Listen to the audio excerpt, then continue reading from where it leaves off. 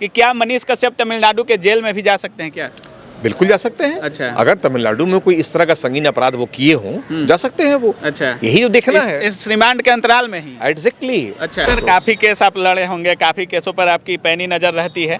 इन type के केसों में कितने दिनों में बेल मिल जाना चाहिए सर? देखिए, कमोबेश अभी तो बेल फाइल हुआ नहीं है, लेकिन अगर वो बेल फाइल करते हैं तो महीना 2 महीना में बेल आउट रहेगा। महीना 2 महीना में आ जाएंगे? बिल्कुल, बाहर हो जाएंगे वो। आप दिखाइए, लेकिन धमकी मत दीजिए। आप ये कर देंगे, आप वो कर देंगे, ये सब चीज ऑफेंस है अपने आप। मनीष कश्यप की सबसे बड़ी गलती आप मानते हैं जो धमकी भरी जो उनकी वाणी जैसे थी? हमने देखा था एक वीडियो में कि ये केमिस्ट्री की मीटिंग चल रही है, वहाँ बीच में घुस गई है। अच्छा। तो ये प्रोटोकॉल का आपने पालन नहीं किया, ये गलत था। कहीं आप दिखा रहे हैं कुछ भी किसी धमकी से हम सरकार गिरा देंगे, हम ये कर लेंगे, हम वो कर लेंगे, तो ये सारी चीज जो हो रही है ये गलत है। नमस्कार दोस्तों, इस समय बिहार में मनीष कश्यप चर्चा के विषय बने हुए हैं और मनीष कश्यप को आज जो बड़ी अपडेट है मनीष कश्यप को लेकर वो ये है कि मनीष कश्यप को तमिलनाडु पुलिस रिमांड पर तमिलनाडु ले गई है और एयरपोर्ट से मनीष कश्यप का एक वीडियो वायरल हो रहा है जिसमें मनीष कश्यप कह रहे हैं कि हमको ना बिहार पुलिस से डर है, ना बिहार के प्रशासनिक अधिकारियों से डर है, ना न्यायालय पर से डर है, हमको डर है तो सिर्फ बिहार के नेताओं से डर है। इसी मुद्दे पर हम बात करने के लिए कि मनीष कश्यप के साथ तमिलनाडु में क्या कुछ हो सकता है, क्या कुछ आगे की कार्रवाई हो सकती है, हमारे साथ अभी पटना हाई कोर्ट के senior advocate SK. Mishra sir हैं। सबसे पहले सर स्वागत है आपका। बहुत बहुत धन्यवाद आपको भी, आपके दर्शकों को भी। सर, अभी मनीष कश्यप को आज तमिलनाडु पुलिस जब लेकर जा रही थी सर, एयरपोर्ट से एक वीडियो रिलीज हुआ मनीष कश्यप का। मनीष कश्यप का कहना था कि हमको बिहार के न्यायालय पर भरोसा है, देश के न्यायालय पर भरोसा है, बिहार पुलिस पर भरोसा है, तमिलनाडु पुलिस पर भरोसा है, लेकिन बिहार के नेताओं पर भरोसा नहीं है। क्या कुछ हो सकता है सर तमिलनाडु में मनीष कश्यप के साथ? देखिए, मनीष कश्यप कोई आतंकवादी नहीं है, उसने कोई ऐसा संगीन जुर्म नहीं किया है। सबसे बड़ी बात है कि आज के डेट में अगर देखा जाए तो मीडिया ही है वो चीज़ जो कि सही चीज़ दिखा के और पब्लिक को अवेयर कर रही है, जागरूक कर रही है। अगर सरकार या कोई तंत्र मीडिया को ही दबा दे तो वो सच सामने नहीं आ पाएगा जो आम जनता का समस्या है, क्योंकि जनता अपना समस्या नेताओं से कहने जाती नहीं है, सरकार सुनने वाली है नहीं। तो ये आज के डेट में जो ये मशरूम की तरह ग्रो कर गए हैं यूट्यूबर्स या जो मास कम्युनिकेशन वाले बच्चे हैं जो आ रहे हैं सामने, यही दिखा पा रहे हैं कि सरकारी का एक्चुअल सच्चाई क्या है। तो सही माने में कहा जाए तो एक मिरर है, वो सरकार का एक मिरर है जो सही प्रतिबिंब दिखा रहे हैं पब्लिक के सामने में। और अब जब सही प्रतिबिंब में सरकारी किरकिरी हो रही है तो सरकार चाहती है कि उसको उठा ले, उसको बोलने नहीं दे। जो पत्रकार सामने आके सरकार के खिलाफ बोल रहा है, सरकार उठा ले रही है उसको। तो एक बोलने का लहजा होता है, क्योंकि मास कम्युनिकेशन का, जर्नलिज्म का भी अपना एक प्रिंसिपल है, एक सिद्धांत होता है।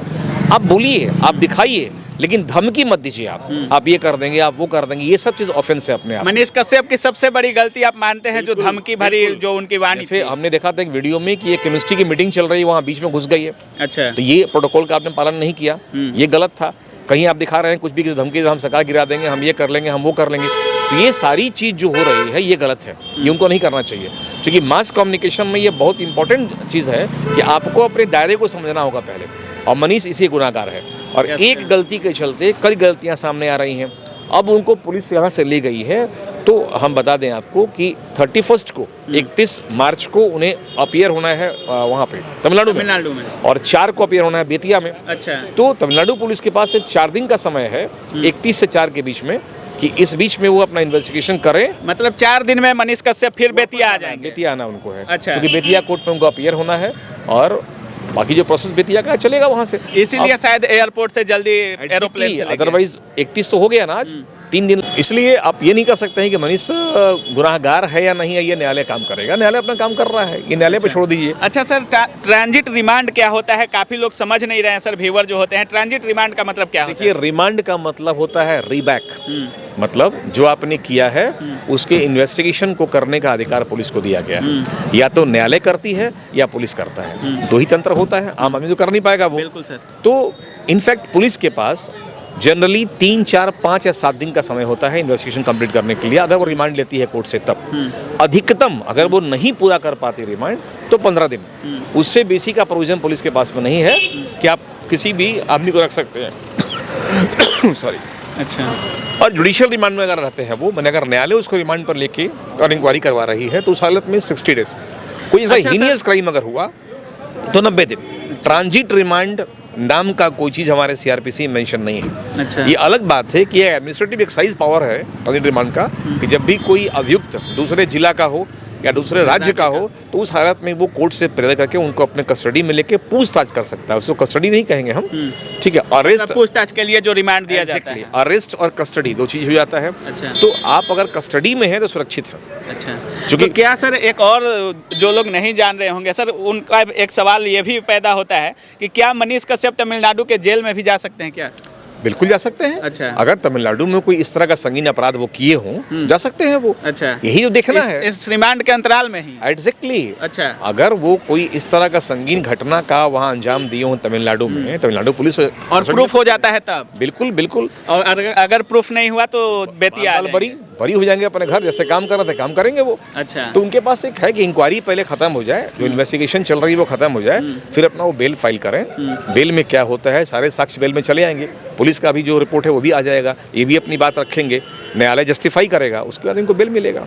अच्छा सर, आने के बाद बेतिया हाई कोर्ट में जब वो पेश होंगे, सिविल कोर्ट में, बेतिया सिविल कोर्ट में जब वो पेश होंगे तो कितने दिनों की जमानत मिल सकती है? काफ़ी लोग, यही बिहार का सबसे बड़ा सवाल है सर लोगों में, क्योंकि काफ़ी करोड़ों लोग चाहने वाले हैं उनके। एक ही सवाल है कि मनीष कश्यप कब तक बाहर आ सकते हैं? कोई सोच रहा है कि 10 साल लगेंगे, कोई सोच रहा है 5 साल लगेगा, कोई सोच रहा है कि महीना में आ जाएंगे। कितने दिन में बाहर आ सकते हैं? 5 साल तो सजा होने के बाद ना। हाँ।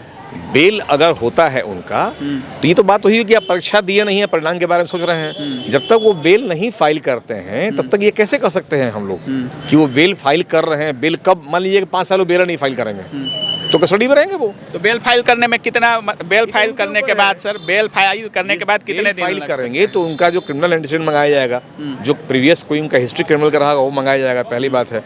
दूसरी बात है कि जो उन पे आरोप लगाए गए हैं, न्यायालय उसका अध्ययन करेगा।